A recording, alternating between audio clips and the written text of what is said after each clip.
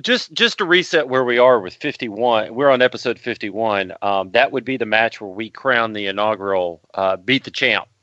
So that's where we are in the lineage. So we're about to put the strap on one of four young men in episode 51.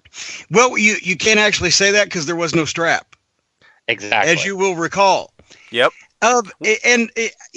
Here's the thing, and everybody's, where did you come up with this concept? Well, I just researched a few things. The Beat the Champ TV, that was the name of the TV champion in Los Angeles in the 70s. The Beat the Champ TV title holder, I think they had a trophy rather than a belt, I think. But I always just liked that, the way it looked in the programs. And I didn't want to buy another belt and wanted to do something different where it wasn't meant for somebody to have a long reign, where I could get matches on TV that meant something between people that weren't having programs with each other. Sometimes they'd be main event matches, or sometimes it'd just be a squash match. But it would mean a little extra something if it was for some kind of TV recognition.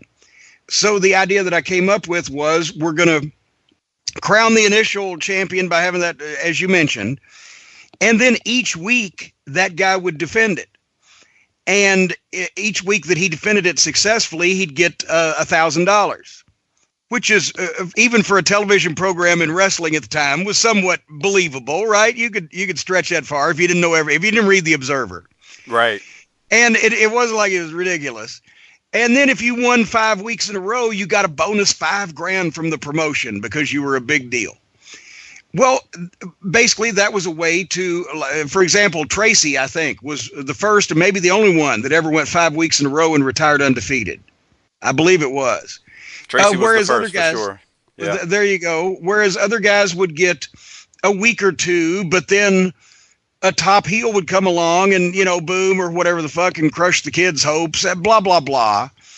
But it was just something different, and it didn't really play into the arenas at all, but it didn't need to. But that was the whole story behind it. And it was something different to have a guy, okay, boom, you've won this, you get your money. Now each week you get some more money, but you have to quit after 5. And that way it was always turning over. Yeah, I've actually said that. I like that. One of the initial things I thought when we got to that point, and Doc and I and Harper and I on the show talked about this, was just what you said. Each week you had a meaningful match that meant something. Sometimes it was a squash match, like you said, and other times it wasn't. Could have been a main event, but each week you had something. And one of the things, too, I wanted to ask you this. Since Tracy was the first one, I've noticed as he came in and he was the first Beat the Champ, it put together a string of wins for him that gave him some incredible momentum as ending off 92 and going into 93. I'm assuming that was your goal there. I'm going to build him up. I mean, he's already yeah. Yeah. Well, see, the thing is, our first top baby face was Brian Lee, obviously, kind of by necessity because he's big and looked good and I could get him. And Brad Armstrong was still under contract. And I'm not disrespecting Brian because he was still green at the time. He became a much better heel. He was not the top baby face at that particular point in time in his life or our lives. But you got to start somewhere. And so basically I figured that instead of using the first 6 or 9 months or whatever the fuck to build my top baby face to be Superman, Brian's only going to go so far it can get Dirty White Boy over. In other words, I wanted to have a babyface be the first champion anyway, but that way, when I put it on Brian, he was in a mix with Paul Orndorff, so he was going to learn something, and he's in the ring with Dirty White Boy, so he's going to learn something. But then I knew that Paul was a guest star, whereas White Boy was going to be around, so I was building to put it on White Boy.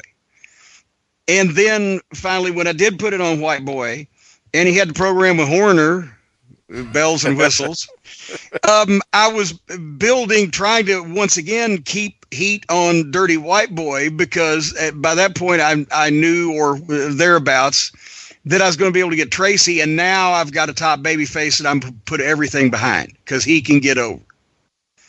So that's, as soon as he came in, it was all to Tracy Smothers is the greatest thing since sliced bread, and he's not going to fucking lose, and he's going to get in a deal with White Boy. And my God, the chain matches and the stuff with Ron and everything is going to be just splendiferous.